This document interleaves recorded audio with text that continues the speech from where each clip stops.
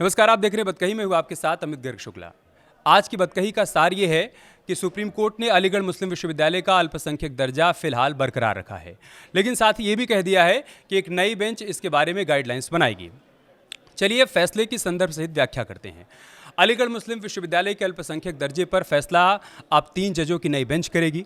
Supreme court की 7 जजों की बेंच ने 4-3 के बहुमत से 1967 के अपने ही फैसले को पलट दिया। अब जिस फैसले को आज पलटा गया वो क्या था, वो भी आपको समझा देते हैं। 1967 में सुप्रीम कोर्ट ने अजीज बादशाह बनाम केंद्र सरकार के केस में कहा था कि केंद्रीय कानूनों के तहत बना संस्थान अल्पसंख्यक संस्थान का दावा नहीं कर सकता है। कोर्ट ने कहा था कि एएमयू एक केंद्रीय विश्वविद्यालय है, इसकी स्थापना ना तो अल्पसंख्यकों ने की थी और ना ही उसका संचालन किया था। आज यानी कि 8 नवंबर को सुप्रीम कोर्ट ने कहा कि कोई संस्थान सिर्फ इसलिए अल्पसंख्यक का दर्जा नहीं खो सकता क्योंकि उसे केंद्रीय कानून के तहत बनाया गया है। अब नई बेंच ये फैसला करेगी कि एएमयू अल्पसंख्यक संस्थान है या फिर नहीं है। Chief justice of India DY Chandrachud ने 3 जजों की नई बेंच को निर्देश दिया है कि इस बात की जांच करें कि इस विश्वविद्यालय की स्थापना किसने की, इसके पीछे किसका दिमाग था। अगर ये सामने आता है कि इसके पीछे अल्पसंख्यक समुदाय था, तो आर्टिकल 30 के तहत एएमयू अल्पसंख्यक दर्जे का दावा कर सकती है। चलिए अब आसान करके 3 पॉइंट में 4 जजों के बहुमत वाले फैसले को भी समझते हैं। चीफ जस्टिस ऑफ इंडिया यानी DY Chandrachud, justice Sanjiv Khanna, justice JB Pardiwala और जस्टिस मनोज मिश्रा ने बहुमत में फैसला सुनाया और कहा कि केंद्रीय कानून के तहत एएमयू को शामिल किया गया है। सिर्फ इस आधार पर यह नहीं कहा जा सकता है कि इसकी स्थापना अल्पसंख्यकों ने नहीं की। ऐसी धारणा से आर्टिकल 30 का मकसद पूरा नहीं होगा। दूसरा पॉइंट यह है कि संस्थान की स्थापना किसने की, ये तय करने के लिए कोर्ट को इसकी उत्पत्ति तक जाना होगा। ये पता करना होगा कि संस्थान के पीछे दिमाग किसका था। ये देखना होगा कि जमीन के लिए फंडिंग किसने की थी और क्या अल्पसंख्यक समुदाय ने मदद की थी। तीसरा पॉइंट, ये जरूरी नहीं है कि संस्थान की स्थापना सिर्फ अल्पसंख्यक समुदाय की मदद से ही की गई हो। ये साबित करना भी जरूरी नहीं है कि इसके प्रशासन में अल्पसंख्यक समुदाय के लोगों ने इसका प्रशासन किया।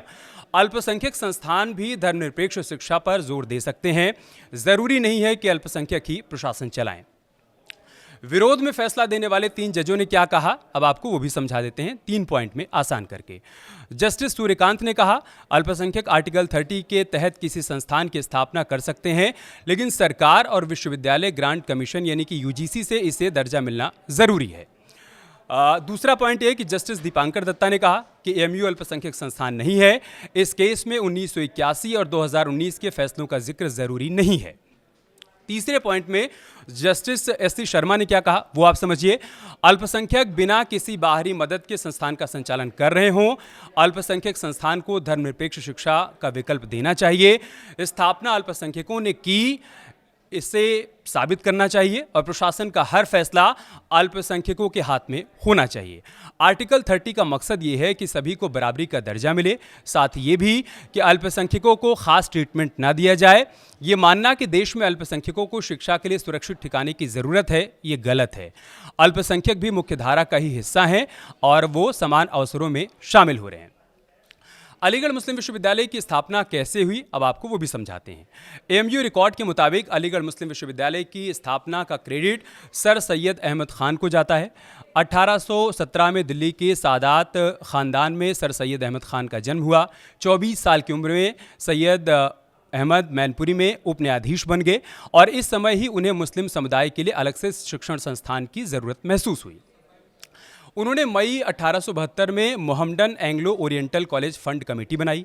कमेटी ने 1877 में मोहम्मडन एंग्लो ओरिएंटल कॉलेज की शुरुआत की। 1920 में ब्रिटिश सरकार की मदद से कमेटी ने अलीगढ़ मुस्लिम यूनिवर्सिटी एक्ट बनाकर इस विश्वविद्यालय की स्थापना की। पहले से बनी सभी कमेटियों को भंग कर अलीगढ़ मुस्लिम विश्वविद्यालय के नाम से एक नई कमेटी बनाई गई, जिसे पूरी संपत्ति और अधिकार सौंपे गए। आज़ादी के बाद एएमयू से जुड़े विवादों की टाइमलाइन को भी समझा देते हैं। साल 1951 की बात करते हैं। साल 1951 जब गैर मुस्लिमों के लिए भी एएमयू के दरवाजे खुले। एएमयू एक्ट 1920 के सेक्शन 8 और 9 को ख़त्म कर दिया गया। इसके तहत मुस्लिम छात्रों को अनिवार्य धार्मिक शिक्षा देने वाली बात ख़त्म कर दी गई। साथ ही अब किसी भी जात, लिंग, धर्म के लोगों की एंट्री के लिए विश्वविद्यालय के दरवाजे खोल दिए गए। साल 1965 एएमयू को सरकार के अधीन लिया गया। एएमयू एक्ट 1920 के सेक्शन 23 में बदलाव किया गया और एएमयू को उस समय मानव संसाधन विकास मंत्रालय के अधीन ले लिया गया। फिर साल 1967 सुप्रीम कोर्ट ने अल्पसंख्यक दर्जा खत्म कर दिया।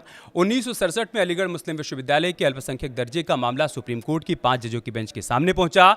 विश्वविद्यालय प्रशासन ने तर्क दिया कि सर सैयद अहमद खान ने एक कमेटी बनाई थी, उस कमेटी ने इसे बनाने के लिए चंदा करके धन जुटाया था। अल्पसंख्यक के प्रयासों से ही अल्पसंख्यकों के फायदे के लिए विश्वविद्यालय शुरू हुआ, इसलिए इसे अल्पसंख्यक का दर्जा मिलना चाहिए, यह तर्क दिया गया विश्वविद्यालय प्रशासन की ओर से। सुप्रीम कोर्ट ने अपने फैसले में कहा कि सर अहमद खान और उनकी कमेटी ब्रिटिश सरकार के पास गई। सरकार ने कानून बनाकर इस विश्वविद्यालय को मान्यता दी और इसे शुरू किया।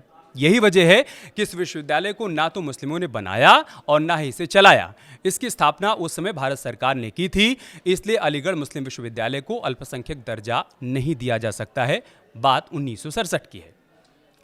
फिर साल 1981 आया। सुप्रीम कोर्ट के फैसले के 13 साल बाद 1981 में इंदिरा गांधी की अगुवाई वाली केंद्र सरकार ने एएमयू एक्ट के सेक्शन 2(1) में बदलाव किया और विश्वविद्यालय को मुस्लिमों का पसंदीदा संस्थान बताकर इसके अल्पसंख्यक दर्जे को बहाल कर दिया।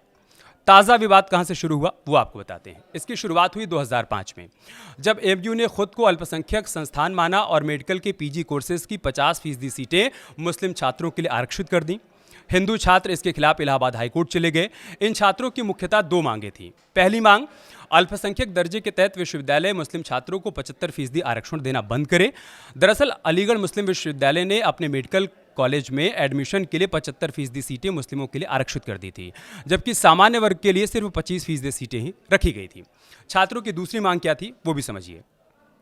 मुस्लिम छात्रों के लिए एडमिशन टेस्ट विश्वविद्यालय लिया करता था, जबकि 25% सामान्य वर्ग की सीटों के लिए एडमिशन टेस्ट एम्स के जरिए हुआ करता था। यही वजह है कि एडमिशन टेस्ट में भी भेदभाव कराने के आरोप छात्रों ने विश्वविद्यालय प्रशासन पर लगाए थे। केस पर सुनवाई करते हुए साल 2006 में इलाहाबाद हाईकोर्ट ने 1981 में केंद्र सरकार के एएमयू को लेकर किए गए संविधान संशोधन को अमान्य करार दिया। हाईकोर्ट ने कहा कि केंद्र सरकार ने कानून में संशोधन करके सुप्रीम कोर्ट के न्यायिक फैसले को गलत तरीके से बदलने की कोशिश की। फैसले के बाद से अभी तक अलीगढ़ मुस्लिम विश्वविद्यालय के पास अल्पसंख्यक संस्थान का दर्जा नहीं है, मतलब इलाहाबाद हाईकोर्ट के फैसले के बाद से। इलाहाबाद हाईकोर्ट के इस फैसले के खिलाफ सुप्रीम कोर्ट में कई याचिकाएं दायर की गईं और हाईकोर्ट के फैसले की समीक्षा करने की मांग की गई। साल 2016 में केंद्र सरकार ने याचिका वापस ले ली। केंद्र सरकार का तर्क था कि विश्वविद्यालय में लागू SC, ST, OBC, EWS के लिए आरक्षण के खिलाफ है। 12 फरवरी 2019 को सुप्रीम कोर्ट का फैसला आया। 3 जजों की बेंच ने कहा कि हम ये मैटर सुन नहीं सकते हैं, क्योंकि जिस फैसले के खिलाफ अपील दी गई है वो 5 जजों की बेंच ने दिया था, इसलिए सुनवाई के लिए इसे बड़ी बेंच के पास भेजना चाहिए। इसके बाद ये मैटर 7 जजों की बेंच के पास भेज दिया गया था। 12 अक्टूबर 2023 को ये मैटर सुनवाई के लिए लिस्ट हो गया। 1 फरवरी 2024 को कोर्ट ने अपना फैसला सुरक्षित रख लिया था।